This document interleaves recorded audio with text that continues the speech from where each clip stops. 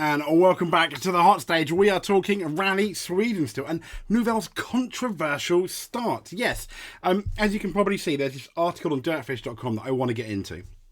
And it's in relation to what was one of the hottest topics on Friday at the Swedish Rally, round number 2. David Evans offers an opinion on Friday afternoon in Sweden on this controversial topic, and I wanted to read the article and get into it. So here we go. So he said, it's Monday, we're on the other side of the weekend, but Friday's burning question remains: what are your thoughts on fuel pressure gate? Yes, as we know, did Thierry Neuville have a fuel pressure problem that cost him 40 seconds in the end and penalties? To be fair, crucially, and this is the crucial thing, it also cost him, but this was a positive, 1 place on the road. And all concerned had their say in our story on Friday evening. I thought that'd be the end of it, he said, but it's not. And this debate ranged across the service park, online, etc.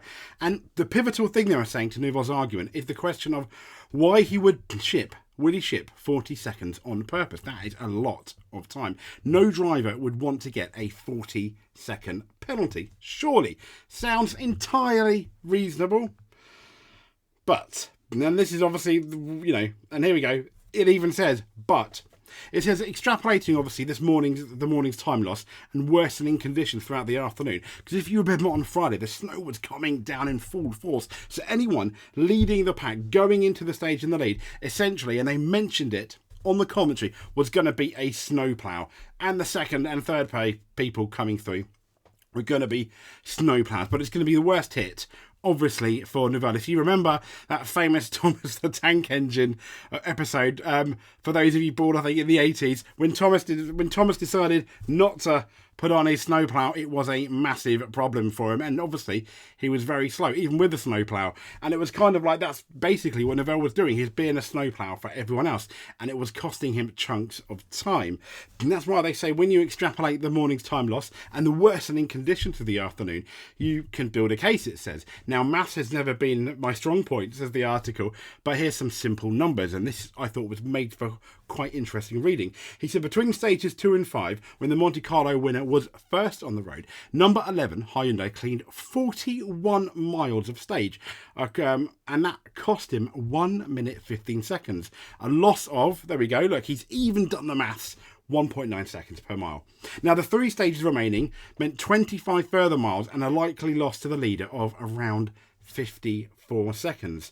And then he said, generally speaking, we know the afternoon loop can mean even more cleaning, especially with so much snow falling at a rapid race. So second on the road, Neuville still lost 55.8 seconds on that Friday afternoon. But they're saying, was it worth it?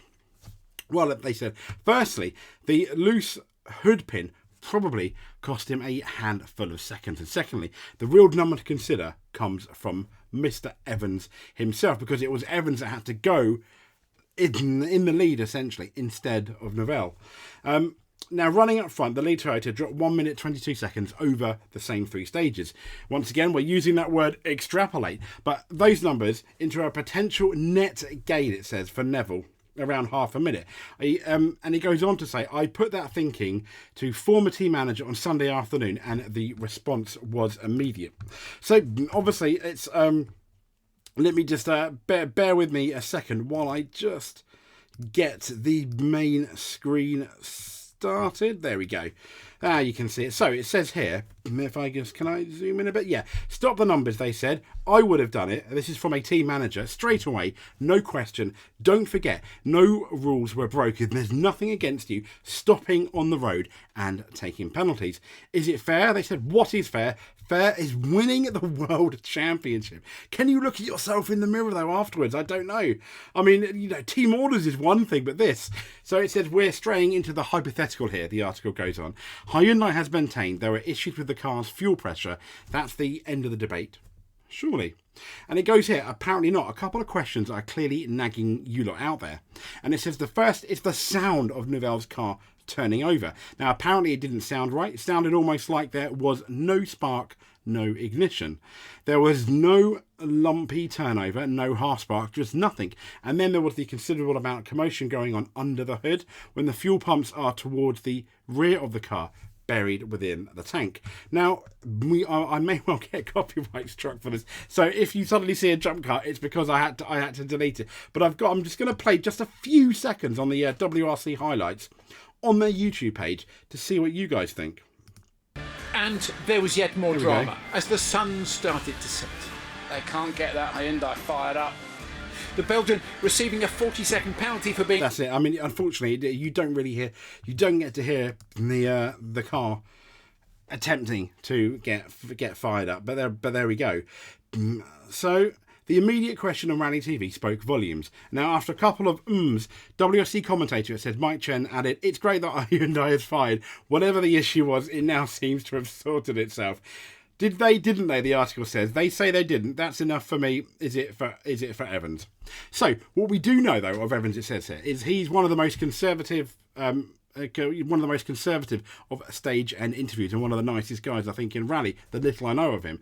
So cautious in the extreme, he rarely says anything of note. Yeah, which, absolutely. So when he delivered his line about the spirit of competition going out the window, you knew that something was amiss. Now, he's moved on, he's taken the 24 points, and he's looking forward to Kenya, as are we all. But the Toyota's ultimately virtuous stance on taking a tactical approach to rallies is entirely honourable, but this is a professional sport at the highest level, the article says. Playing by the rules is part of the game. Now, if you remember here, and it goes into Richard Burns' enormously convenient puncture on the 2000 Rally Australia, convincing marshals he had a flat, pulled over, changed a wheel in the control, forcing Tommy Mackinnon to run first on the road, sweeping past notoriously tricky ball-bearing surface clean. Now, on hearing of the Englishman's puncture, Marcus Grolam was less sympathetic, as you can probably imagine. Stunned silence across the service park when the Finn himself vented on the team radio. "I hate Richard," he shouted. "He is always crying. Maybe some more things they probably couldn't have published, but I wasn't there. But it says, then as now, provided another fascinating storyline into what was an already scintillating weekend. And it concludes with saying, either way, it gave us something to talk about. Absolutely, amen, it did give us something to talk about. Was it on purpose? I guess we will never know for sure. I guess you've got to take Terry at face value and the fact that it wasn't. And they got a 40-second penalty. The only thing I was scratching my head with, and at the time on the Friday update I mentioned it as well, was I don't know after that stage why they couldn't have reversed the places and put Neuville first again. And I think if that happened, there definitely would have been less controversy. I appreciate the rules potentially don't allow that to happen anyway. Maybe that's something that WRC rally need to look into. Anyway, there you go. If you made it to the end of this sort of rant, thank you for that Dirtfish article. Links will be in the description. Let me know if you made it to the end. You're a rally champion in my eyes. If you like, subscribe or comment, do any of those two. Plus, made it to the end. You are a multiple stage winner, a multiple rally champion in our eyes. Thank you very much, and we will speak to you soon.